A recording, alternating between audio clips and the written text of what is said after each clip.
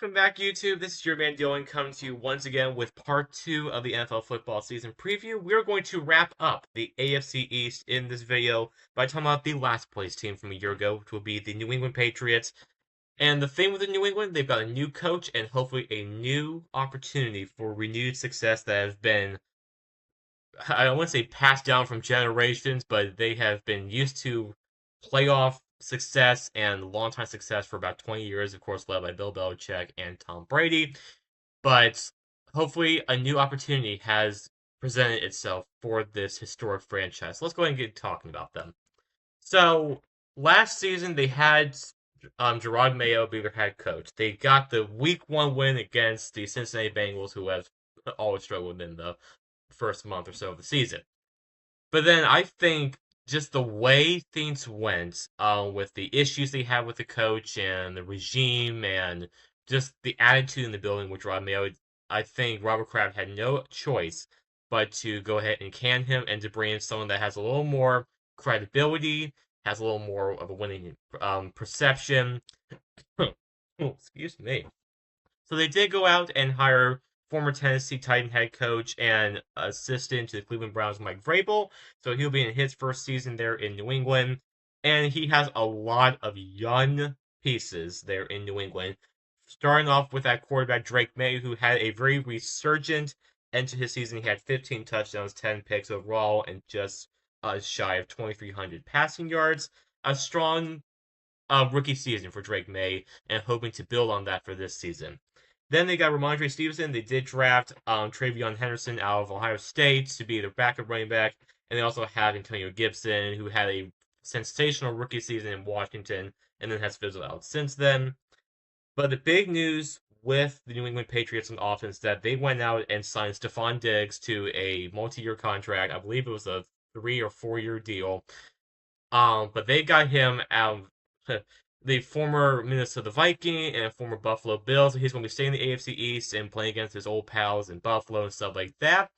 They also got Demario Douglas. They've got Kendrick Bourne down there, Keishon Butte, and of course Hunter Henry, their focal point tight end that everyone's going to be taking a closer look at. And then on defense, they got Christian Barmore, they got Harold Landry, they've got Robert Spillane, and they got Kyle Duggar, and they also have Christian Gonzalez, the that lockdown corner that they had drafted a year ago that had 2 picks and 59 tackles and looked pretty good doing it. So overall, all-time records, 545, 446, and 9. That's a 55% win percentage. They have a winning record against Buffalo and the Jets in the division, but they are down by 9 games against the Miami Dolphins when they're have an overall record of 55 and 64 against the Miami Dolphins. But I just think New England's looking to get back to its winning ways, that we have been so accustomed to, at least for the last 20 or so years, ever since Bill Belichick left, is kind of faded off a little bit. Or I won't say a little bit, it's faded off a lot. And we have not seen New England fall this bad in probably since the 90s, I believe. But yeah, so let's go ahead and take a look at that schedule. So, excuse me, let me go back real quick. All right, so if we look at their schedule, I think I won't say they got the tough end of the deal, but I do think they got some games that I think come at not so good times, I must say. So the week 1 game, they will be starting at home against the Las Vegas Raiders. I do have them winning that one. So that's one's going to be a battle of first-year head coaches between Pete Carroll and Mike Vrabel. Of course, veteran head coaches, but first years at both of their respective franchises. I do have them win against Carolina. I do have them win against New Orleans, the Jets, the Giants, and then Miami in week 18. So I have them going 6-11. Just an interesting nugget to have seen on the schedule here.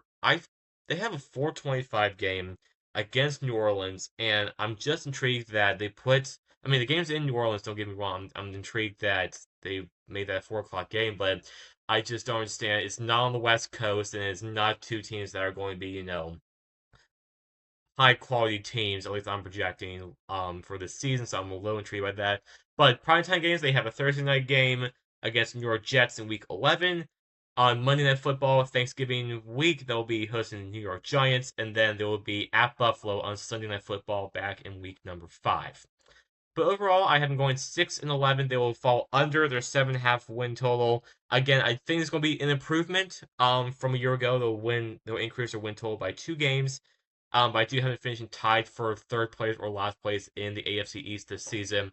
But I think it's going to be just a rebuild year. Just like, let's see what we have.